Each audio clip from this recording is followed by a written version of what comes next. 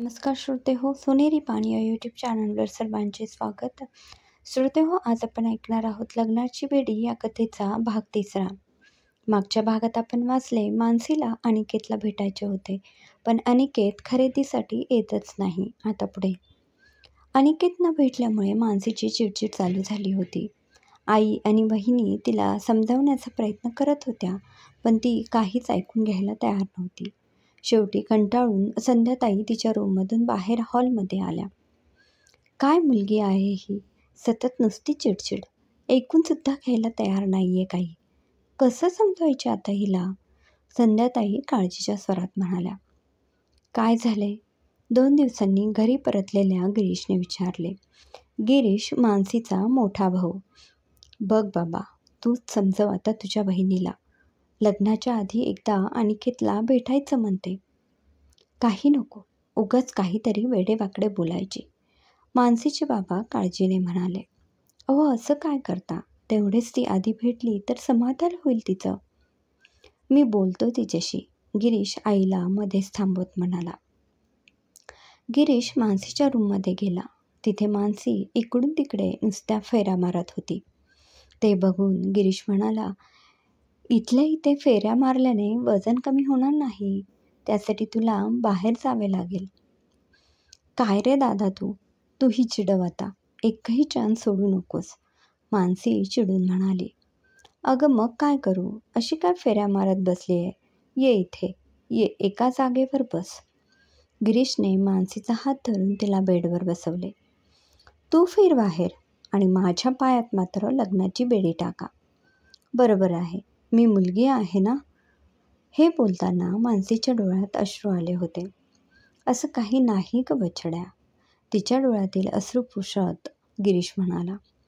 मी काय सांगतो आहे ते नीट समजून घे. ही जी लग्नाची बेडी म्हणतेस ना तू, ती आम्ही तुझ्या पायात नाही तर हातात टाकतोय आणि तुझ्या हाताबरोबर असा हात या बेडीत अडकवतोय जो तुला नक्कीच तुझ्या स्वप्नांच्या वाटेवर घेऊन जाईल. मानसी हे ऐकून गिरीशच्या खांद्यावर डोकं ठेवत म्हणाली. दादा, असंच होईल ना नक्की? मी बोललो आहे अनिकेतशी, खूप चांगला मुलगा आहे. तो स्वतः एवढ्या मोठ्या कंपनीत जॉबला आहे. तो नक्कीच तुला समजून घेईल. गिरीशच्या बोलण्याने मानसीचे समाधान झाले. इकडे सूर्यवंशी यांच्या घरी देखील लग्नाचा विषय चाललेला होता. वेळ बघून अनिकेतचे बाबा सगळ्यांच्या समोर म्हणाले, मला वाटते अनिकेतला आणि मानसीला आपण लग्नाच्या आधी एकदा भेटू दिले पाहिजे. तेवढाच थोडा का होईना दोघांना एकमेकांना समजून घ्यायला वेळ मिळेल. हो हो, भेटू दिलेच पाहिजे, अनिकेतची मोठी वहिनी बाजू घेत म्हणाली. मोठे काका अनिकेतकडे बघून म्हणाले, ठीक आहे अनिकेत, तुला ज्या वेळेस वेळ मिळेल तेव्हा बोलव भेटायला मानसीला. अनिकेतलाही मानसीला भेटायची इच्छा होती. ती अशी अचानक पूर्ण झाल्यामुळे तोही खुश होता. त्याच्या चेहऱ्यावरचा आनंद पाहून त्याचे बाबा त्याला म्हणाले, काय, जरा थँक्यू वगैरे म्हणा बाबाला. तुला जे जमलं नाही ते मी केलं. बाबा, काय हो तुम्ही? आणि तुम्हाला कसं कळालं की मला मानसीला भेटायचे ते? अच्छा, तुला पण भेटायचे होते तर? म्हणजे? अनिकेतने आश्चर्याने विचारले. अरे, काल मानसीच्या बोलण्यावरून तुला भेटायचे आहे हे समजले, म्हणून मी दादाकडे हा विषय काढला. बरं ठीक आहे, तिला फोन करून सगळं काही ठरव आणि बाहेरच भेटा, म्हणजे निवांत बोलता येईल. घरच्यांची परवानगी मिळाल्यावर अनिकेतने लगेच मानसीला फोन लावला. समोरून एक नाजूक गोड आवाज आला. हॅलो. हाय, मी अनिकेत. एकदम अनिकेत नाव ऐकून मानसीला धक्का बसला.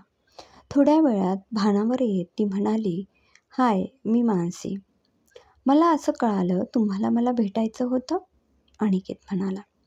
हो, म्हणजे ॲक्च्युली तुम्हाला कोणी सांगितलं भेटायचं होतं? मानसीने विचारले. ते महत्त्वाचं नाही आहे, भेटायचं आहे की नाही ते महत्त्वाचं. अनिकेत. हो, म्हणजे तुम्हाला वेळ असेल तर भेटूया. मानसी. कधी भेटायचे? अनिकेतने विचारले. तुम्ही सांगा. मानसी म्हणाली. उद्या संध्याकाळी 6 वाजता जमेल का? अनिकेत.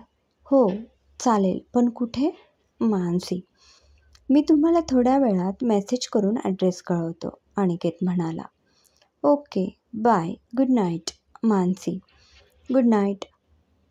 अनिकेतने फोन ठेवला.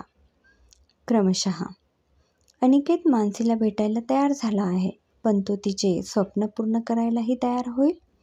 वाचूया पुढच्या भागात. धन्यवाद.